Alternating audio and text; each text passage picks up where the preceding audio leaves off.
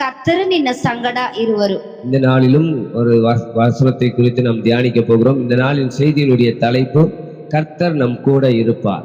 Hallelujah. ஹல்லேலூயா. ಯಾರ್ಯಾರೋ ನಮ್ಮ ಜೊತೆಯಲ್ಲಿ ಸ್ವಲ್ಪ ದಿನ ಇರ್ತಾರೆ, ಸ್ವಲ್ಪ ದಿನ ಇಲ್ಲದೆ ಹೋಗ್ತಾರೆ.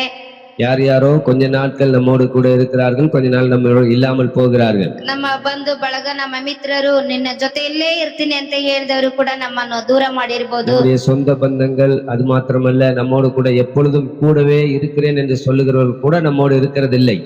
ಇವಾಗ ದೇವರು ಏರ್ಪಡಿಸಿ ಕೊಟ್ಟಂತ ನಮ್ಮ ಕುಟುಂಬದ ಜೀವನದಲ್ಲೂ ಕೂಡ ಗಂಡ ಹೆಂಡತಿ ಇಬ್ರು ಒಂದು ಸಾಯೋ ತನಕ ಒಟ್ಟಿಗೆ ಇರಕ್ಕಾಗಲ್ಲ.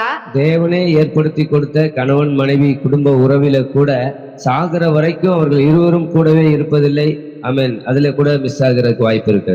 ಎಷ್ಟೋ ಜನ ಡೈವರ್ಸ್ ತಗೊಂಡು ಬಿಟ್ಟು ಹೋಗ್ತಾರೆ. எத்தனையோ பேர் டைவர்ஸ் பண்ணிட்டு விவாகரத்து பண்ணிவிட்டு அவர்கள் பிரிந்து போய் விடுகிறார்கள். ಇಲ್ಲ ಅಂತಂದ್ರೆ ಹೆಂಡತಿ ಮಕ್ಕಳನ್ನು ಬಿಟ್ಟು ಗಂಡ ಕೊನೆವರೆಗೂ ಇರಲ್ಲ, ಡೆತ್ ಆಗ್ತಾರೆ. பிள்ளைகள் எல்லாரையும் விட்டு விட்டு, மனைவி பிள்ளைகள் எல்லாம் விட்டு விட்டு அவர்கள் இறந்து போகிறதையும் பார்க்கிறோம். ಹಾಗಾಗಿ ಅಪ್ಪ ಅಮ್ಮ ನಮ್ಮ ಜೊತೆಲಿ ಇರಲ್ಲ, ನಮ್ಮ ಮಕ್ಕಳು ನಮ್ಮ ಜೊತೆಲಿ ಇರಲ್ಲ. அப்பா அம்மா நம்மோடு கூட இருப்பதில்லை, நம்முடைய பிள்ளைகள் நம்மோடு கூட இருப்பதில்லை.